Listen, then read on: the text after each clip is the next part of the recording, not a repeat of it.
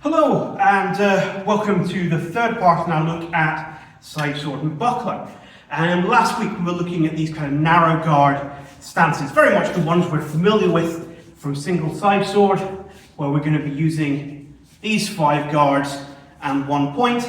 Last week we looked at the opportunity to use 1, 2, 3, 4, 5 in exactly the same way.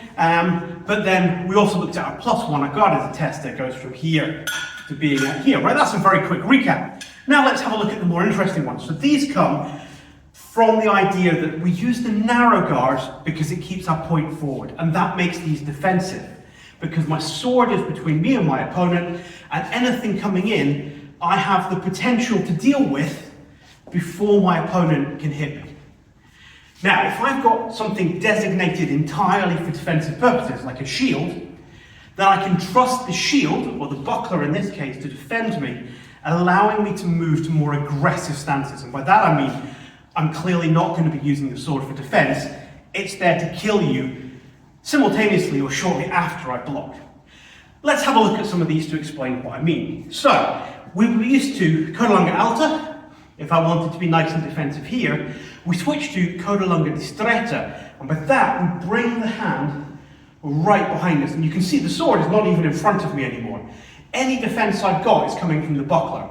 So then as that comes in, yeah, I'm going to be defending with the buckler, but what I have here is a lovely, big, sweeping mandriti rodopio to come in up that line, you know, or I can turn it over the top, but I can put a lot of momentum and body weight into those attacks coming here. So rather than a coda lunga alta, I moved to coda lunga stretta, and it sticks right out the back, as I said.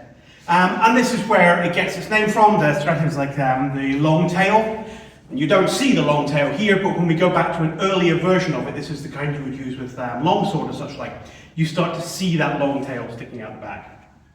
Okay, so that's one of them. What else have we got? Well, next one we would commonly look at is we would look at, in this case, Shingahali Porta di Ferro.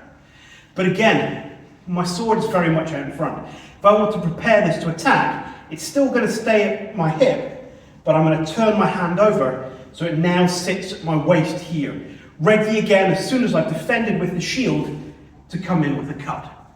So I'm kind of prepared halfway, think about it, I'm halfway through a mullinet, yeah? If I want to attack from here with the edge, I've kind of got to go round and through that point on my way round. So from here, I would stop in that guard anyway before I go. So I'm halfway there, parry, and there goes my cut through. So that one is called, if I get these the right way around, sotto brachio, beneath the brachios. So under the armpit here. So it lives under the armpit, sotto brachio. Now, if we've got a sotto brachio, by logic we should have a supra brachio, above the armpit, which is what we get as well. And that's what takes our place here. Instead of using guarded entry, we can instead use it over the shoulder, ready to attack in supra brachio.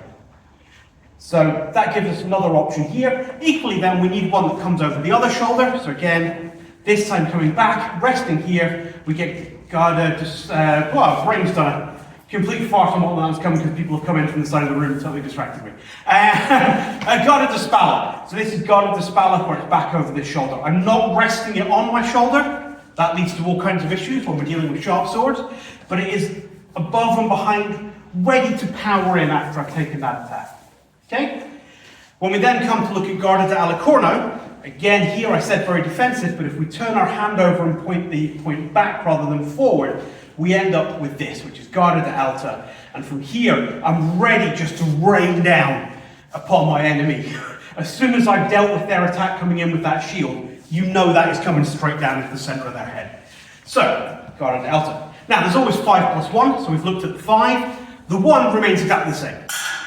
Yeah, so our guarded tester remains out here, ready to parry exactly as it did, whether I'm point forward or point back, because this one's really all point over to the side. So when we start looking at the wide game, or these wide guards rather than our narrow guards, they're in the same place, the same 5 points. However, rather than the blade pointing forward, they're pointing back. Or if you want to look at it another way, rather than my hand being one way, I'm just turning it over. Yeah? Turn my hand over and you see it instantly turns from one guard into the other guard. So they stay on the same points, where a golden rule stays true that you're always on one of your 5 points or moving to one of your 5 points. It's just now we've got this option of we want to play defensively and with the point, or whether we want to line up for a big hitter after we've got our defense. And understanding that difference between wide and narrow play really brings you to an understanding of how buckler differs from the later sidearms like dagger and such like.